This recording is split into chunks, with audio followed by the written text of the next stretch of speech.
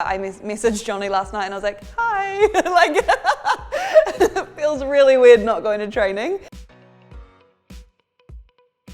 I'm so used to this routine. It's been 3 months of the same thing every day, and to now not have that, it's really strange. So I think it's going to take a little while to adjust, but yeah, it'll be nice to get back to a bit of reality.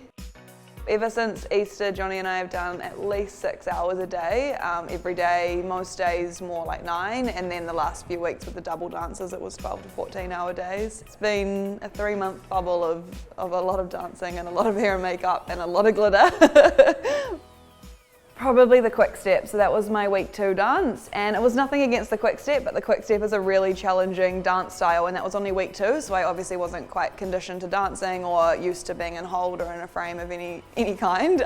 So that was the hardest, but I ended up loving it once I performed it. I think my favourite dance was the jive. I to be honest, loved every single dance, but the jive for me was a dance we were avoiding the whole season, hoping we would never get it, because even some of the other professional dancers were like, I don't know how you're going to jive. It's very bouncy, and you know, with my blade, it's really difficult to kind of control that movement. And I was watching everyone do a jive each week, and I was like, oh no, this is going to be really bad.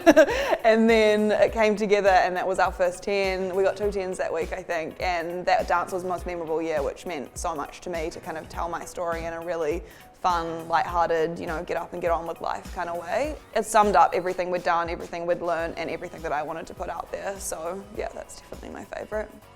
I've always hated sympathy, so I didn't want to play on that every week. I wanted to be, I guess, looked at the same as everybody else. I didn't want to get different scores just because of my leg or anything like that. So I didn't want to play on it, but at the same time, I wanted to put my message out there. A few times we did that with the jive and with our last dance in the finale, which was a dance that we'd kind of been saving for that moment if we made it. And yeah, it was just a way for me to go out and put my message out there and hopefully inspire some people to know that they can overcome the impossible as well. So every mountain we are given, every obstacle we have to sidestep or battle through is an opportunity to grow, to learn, and to fight. Speaking's a goal of mine this year, just to develop that as much as I can. I think it's definitely a skill that you can learn. I'm really lucky to be able to have a platform like I do on social media where I can tell my message, but to be able to tell people what you want to say and my story face to face with people is really awesome. So yeah, I've got a lot of talks coming up at the moment, and it's still really scary. I mean, I've danced in front of 1 million people, but I'm still scared to get up in front of 200 people and tell them my story. But I think speaking is one of those things that you learn as you go and you get more comfortable. And yeah, I've been signed to Natural Models LA, which I'm really excited about. They hit me up during the show, and I honestly didn't really believe it at first, and then I jumped on a Skype call with them and I signed with them straight away, really.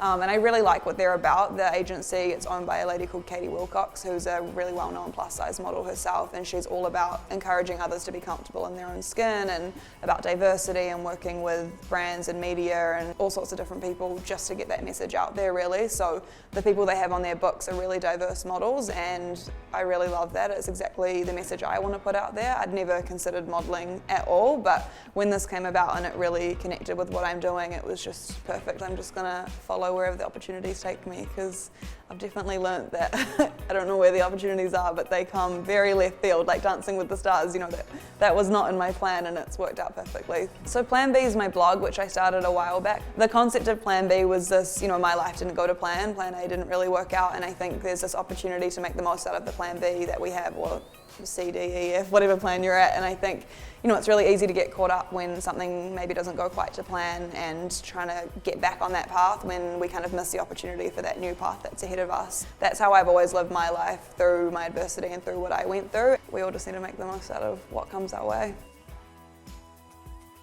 It definitely would have been different. It's given me a whole new perspective on life. I think I have a really different outlook on what life's about, just because I went through so much as a kid and I've had to deal with so much ever since. I definitely wouldn't be doing what I'm doing now. I wouldn't be modelling and speaking and dancing, probably.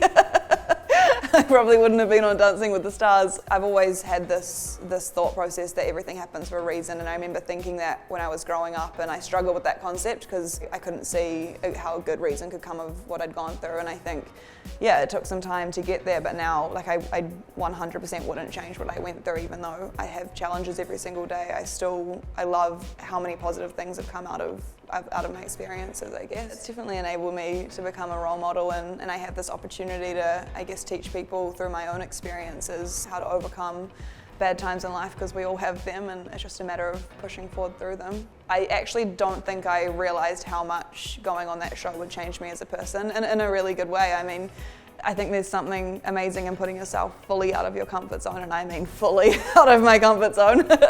And it really does change you as a person. It helps you understand how much you can really do, and it's given me a whole new confidence. And I nearly said no to doing the show because I was so nervous that I wouldn't be able to do it physically. You know, I struggle to do a lot of things day to day, so the thought of dancing, I was like, no. And if I'm going to learn to dance, let's not do it in front of 1 million people. But I think you learn a lot about yourself when you realize that you can do something. And I now know that I can do anything I put my mind to. I would really like to keep dancing. I mean, I've got a lot going on at the moment with LA and stuff like that, but I mean, I've got Jules and Camilla and Rachel in LA already saying, you know, we need to go out, we need to go do this and that, so I'll probably go to a few dancing things with them maybe. I wish I'd be invited back for another season of Dancing with the Stars, but you have to be a professional to do that, so maybe I could host it or something. Watch out, Sharon Casey.